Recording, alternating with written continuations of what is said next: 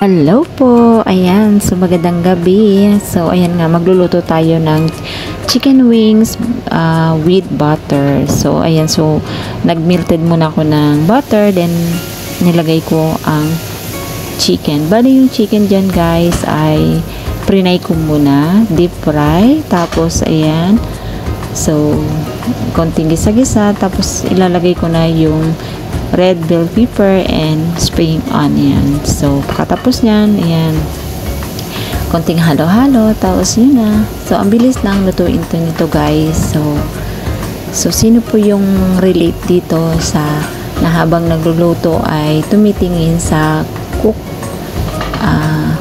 cookbook. So lagi akong may katabing cookbook dyan guys. So tinitingnan ko yung mga recipe, yung mga ingredients na kakailanganin, tapos kung paano yung procedure ng pagluluto. So sino ba yung relate dito sa mga kusina na katabi ang cookbook. So yun guys, thank you sa panonood, maraming salamat. So ayan yung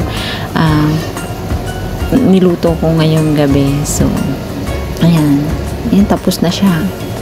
So tingin ko